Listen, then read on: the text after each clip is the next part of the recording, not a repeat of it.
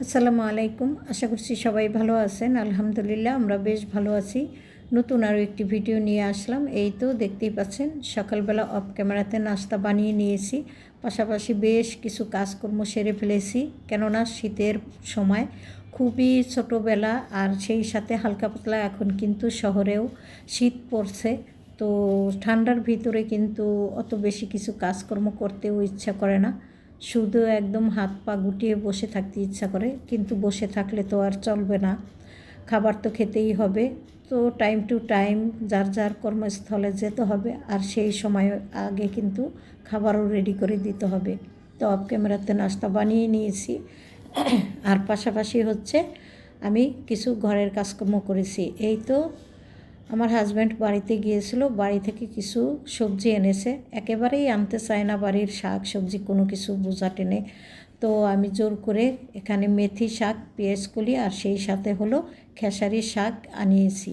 তো খেসারি শাকগুলো আমাদের কিন্তু ভীষণ পছন্দের একটা খাবার। খেসারি শাক বলতে আমরা কলই শাক বলি। তো এই শাকগুলো হলো কাটতে একটু অসুবিধা, সে কারণে আমার ছোট জাকে দিয়ে সুন্দর করে কুচি কুচি করে কাটিয়ে এনেছে। আর আমি কাটতে পারি, কিন্তু এত বেশি একটা সুন্দর হয় না। যাই হোক, এখানে আমি কিন্তু খেসারি শাকটা রান্না করে নিলাম। তবে আজকে আপনাদের সাথে অত সুন্দর করে শেয়ার করতে পারলাম না। আর অনেকগুলো শাক যেহেতু, আমি পরবর্তীতে আপনাদের সাথে কিভাবে আমরা খেসারি শাক রান্না করি সেটা শেয়ার করব। আর এখানে হলো বেশ কিছু মাছ আমি একদম মুচমুচা ভাজা করে নিলাম। আমরা আজকে অনেক অল্প স্বল্প খাবার দিয়ে কিন্তু দুপুরের খাবারটা খেয়েছি। যেমন ডাল আর সেই খেসারি শাক, সেই সাথে মূলা কেটে নিয়েছিলাম, আর হলো ওই মাছ ভাজা ছিল। ইচ্ছে করলে বেগুন ভাজা করতে পারতাম, আর অনেক কিছুই করতে পারতাম, কিন্তু করিনি। কারণ সকালবেলা যেহেতু মোটামুটি ভালো একটা কাজ করেছি, তো অল্প স্বল্প রান্না করেই আমরা কিন্তু অফ ক্যামেরাতে খেয়ে নিয়েছি। আর খাবার তো আর আপনাদের সাথে ওইভাবে শেয়ার করতে পারলাম না, কিন্তু দুপুরবেলা আসার সময় যে আবার টুকটাক কিছু বাজার এনেছে, সেগুলো ভাবলাম আপনাদের সাথে একটু শেয়ার করি। বাড়ি থেকে তো বেশ কিছু সবজি এনেছে, সেগুলো তো মজা করে খাবোই। পাশাপাশি ফুলকপি, এখানে শিম, বেগুন, মূলা, সেই সাথে কাঁচামরিচ, ধনিয়া পাতা। তবে বাড়ি থেকে আমি কিন্তু ধনিয়া পাতাও আনতে বলেছিলাম, কিন্তু আনলো না, এখন বাজার থেকে নিয়ে আসলো। তো যাই হোক, এখানে দেখতেই পাচ্ছেন আমি শিমগুলো আলাদা করে ঢেলে নিলাম একটা টুকরিতে। কেননা এই শিমগুলো কিন্তু কিছুটা ভাঙ্গাও থাকে, আবার কিছুটা ছোট আর কিছুটা বড় থাকে। আমি সেগুলো আলাদা করে নেব। ছোটোগুলো খাওয়ার সময় আস্ত করেই রান্না করব, আর বড়গুলো হয়তো দুই ভাগ করে নেব। সে কারণেই কিন্তু আমি একটু আলাদা করে রাখবো। কিন্তু প্রথমে চেয়েছিলাম এইভাবেই ফ্রিজে তুলে রেখে দেব, পরবর্তীতে ভাবলাম কাজ বাড়িয়ে রেখে কোনো লাভ নেই, সাথে সাথে সেরে নেওয়াই ভালো। তো সেই কারণে আমি কিন্তু মরিচের বোটগুলো ফেলে ছোট একটা টুকরিতে করে ফ্রিজে রেখে দেব।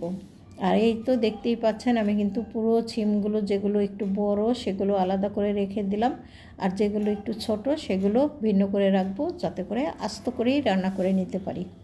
তো আগামীকালকে আমি শিম দিয়ে কি রান্না করি, আর ফুলকপি তো আছেই, তো সেগুলো আগামীকালকে আপনাদের সাথে শেয়ার করব। আজকে শুধু গোছগাছ করে রেখে দেব। আমি চাইলে কিন্তু এখানে বেশ কিছু সবজি কেটে কুটে রেখে দিতে পারতাম, কিন্তু আমি করব না। আজকে এই যে দেখতেই পাচ্ছেন গুঁড়াসহ ধনিয়া পাতা, এগুলো বাছতে হবে। তো এই বাছাবাছির কাজ করতে গেলে কিন্তু অনেকটা সময় লেগে যায়। আর এই যে দেখতে পাচ্ছেন আমি কিন্তু ধনিয়া পাতার সম্পূর্ণ ডাঁটা এবং গুঁড়া ফেলে দেই, শুধু পাতাটুকু নিয়ে নেই। এইভাবে রাখলেই আমার কাছে ধনিয়া পাতা খেতে ভালো লাগে, আর ডান্ডা থাকলে আমার কাছে ভালো লাগে না। যাই হোক, এখানে একটা প্লাস্টিকের ভিতরে রেখে দেবো এখন ধনিয়া পাতাগুলো। কেননা ধনিয়া পাতাগুলো খুবই শুকনা, যদি ভিজা ভিজা থাকতো তাহলে হয়তো আমি ওই একটা ঝাঁঝরিতে করে বাইরে রেখে দিতাম, শুকিয়ে যাওয়ার পরে এইভাবে তুলে রাখতাম। আর এখন হলো মূলা, বেগুন আর সেই আস্ত ভালো শিমগুলো আমি এখন এখানে রেখে দিলাম। আর যে ছোট শিমগুলো সেগুলো আলাদা করে রেখেছি, সেগুলো আগে খেয়ে নেব, তারপরে বড়গুলো খাবো। আর এই যে দেখতেই পাচ্ছেন বেশ কিছু সবজি কিন্তু ফ্রিজে আছে। তো সবজি গুছিয়ে তারপরে চলে আসলাম একটু চা বানিয়ে নিতে। তবে আমি চা খাবো না, শুধুমাত্র ছেলের জন্যই 1 কাপ চা তৈরি করব। চায়ের ভিতরে একটুখানি কফিও এক প্যাকেট কফি কেটে দিব। আর তেমন কোনো বিস্কিট আসলে বাসায় ছিল না, টোস্ট বিস্কিট একেবারেই ছেলেরা পছন্দ করে না। তারপরে একটু দিয়ে দিলাম যে আজকে খাও, পরবর্তীতে হয়তো অন্য কিছু দিয়ে খাওয়া যাবে। তো ছেলের জন্য যেহেতু একাই 1 কাপ চা তৈরি করলাম, সেই হিসেবে কিন্তু অত ঝামেলা করলাম না, কাপের ভিতরে দুধ চিনি দিয়েই চাটা আমি তৈরি করে দিলাম।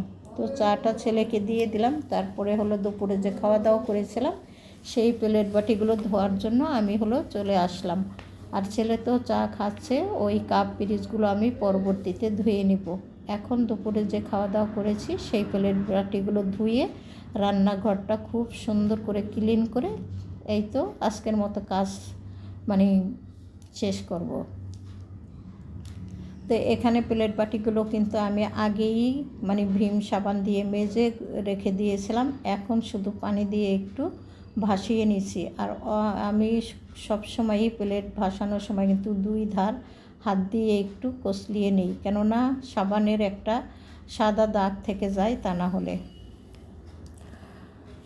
আর চামিচগুলো সাথে একটু ভাতের শক্ত হয়েছিল, তো সেটা আবার খুঁটে খাটে উঠিয়ে দিলাম। আর আমি এখন যেহেতু এখানে একটু কিছুক্ষণ রেখে দেওয়ার পরে পানি ঝরে যায়, আর আমি যেখানে রাখি সুন্দর করে সেলফটার উপরে এখনই প্লেট বাটিগুলো গুছিয়ে রাখবো। আমি চাইলে একটা টুকরির ভিতরে রেখে দিতে পারতাম, এতে করে আমার আবার ঝামেলা মনে হয়, কেননা ওই টুকরিটাও আবার কিন্তু ভিজে থাকে, ওটাও রাখার একটা সমস্যা। যেহেতু এখানে সিঙ্কের জায়গাটা খুব সুন্দর একটু বড় আছে, সেই হিসাবে প্লেট বাটিগুলো ধুয়ে কিন্তু এখানেই উপর করে রেখে দেওয়া যায়। তো পানি ঝরে যাওয়ার পরে খুব সুন্দর করেই কিন্তু যেখানে রাখার সেখানে রাখতে পারি। তো আর ঝামেলা বাড়িয়ে কোনো লাভ নেই। কোনো কাজই তো আমরা আসলে সহজভাবে করতে পারি না, বর্তমানে সব কিছু ঘুরিয়ে পেঁচিয়ে অনেক বাড়িয়ে বাড়তি করে কাজ করি, এটাই আসলে অভ্যাসে পরিণত হয়ে গেছে।